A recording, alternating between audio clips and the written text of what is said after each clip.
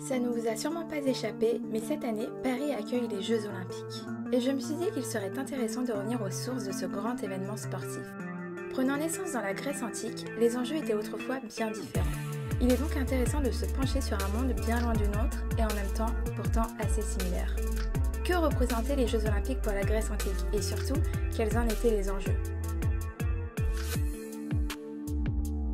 Comme vous pouvez très aisément l'imaginer, il est très difficile de situer exactement dans le temps les premières traces des Jeux Olympiques antiques. Les seules sources que nous ayons à notre disposition sont les écrits du poète Pindare, un registre où sont répertoriés les grands champions des Jeux, des peintures sur vase et bien sûr le site archéologique d'Olympie. Car oui, Olympie, qui se trouve dans le Péloponnèse en Grèce, accueillait les Jeux Olympiques, d'où leur nom. Là-bas, on y trouve le grand temple de Zeus. Le monde grec est très attaché à la religion, et d'après la légende, nous devons la création de ces concours sportifs au héros Héraclès. Les Jeux servaient à honorer son père. Mais vous savez, dans la mythologie grecque, il existe toujours différentes versions.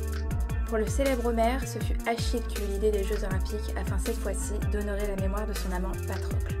Dans ces deux versions, nous retrouvons cette notion d'hommage et de sacré.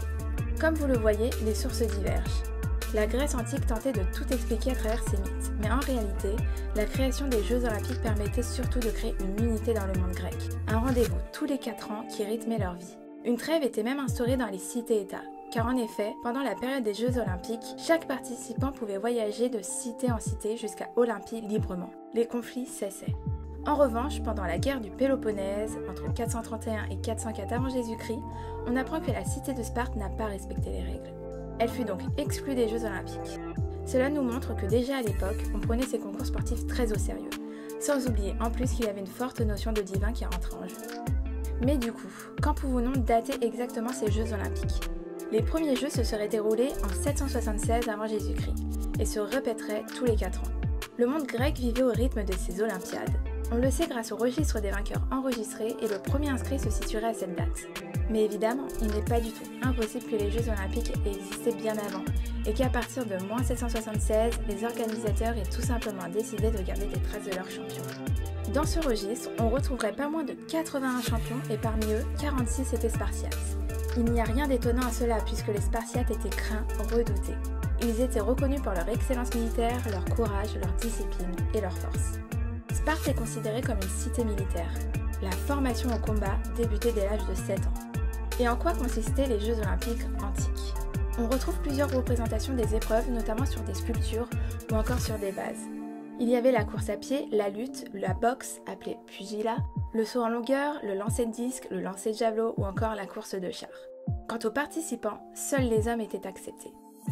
Excepté la prêtresse de Déméter, les femmes ne pouvaient même pas assister aux épreuves. Elles avaient en revanche leur propre jeu organisé, les Héréias. Des jeux honorant la déesse Héra, reine des dieux et épouse de Zeus. Comme aujourd'hui, les Jeux Olympiques antiques nécessitaient une grande organisation. Les athlètes devaient se présenter à Olympie un mois à l'avance afin de se préparer au mieux. Ceux-ci seront ensuite classés par tranche d'âge pour concourir. Évidemment, on devait à cette époque aussi aménager des endroits pour les épreuves. On retrouve d'ailleurs des traces de stades improvisés à Olympie. Tout était très ritualisé. L'ouverture des Jeux commençait par des rituels, des purifications, des offrandes à Zeus, telles que des hécatombes. Cela consistait à sacrifier pas moins de 100 bœufs, ce qui laisse les historiens assez perplexes. Il est en effet assez difficile d'imaginer à cette époque que l'on se permette le luxe de sacrifier de la potentielle nourriture alors que beaucoup avaient du mal à se nourrir convenablement. Les Jeux commencent à la deuxième pleine lune qui suit le solstice d'été et dure 5 jours. Pas de règles spécifiques pour les concurrents. Ils doivent néanmoins jouer nus, le corps complètement enduit d'huile d'olive. Dans les épreuves de combat, il était interdit de s'attaquer aux parties génitales et aux yeux. Pour déclarer forfait, il suffisait de lever l'index au ciel. Malheureusement, beaucoup n'avaient pas le temps de lever le doigt et mouraient tragiquement. Les participants sont conscients que le dénouement peut s'avérer fatal. Mais de l'autre côté, une gloire éternelle était offerte aux vainqueurs. Les champions sont acclamés et récompensés. Leur nom est ovationné ainsi que celui de leur père et celui de leur cité.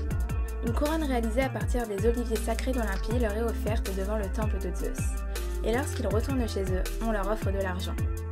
J'imagine que gagner les Jeux Olympiques pouvait grandement les aider et peut-être même changer leur vie et celle de leur famille. La mort ou la gloire. Malheureusement, les Jeux Olympiques antiques connaîtront un déclin à partir de 146 après Jésus-Christ.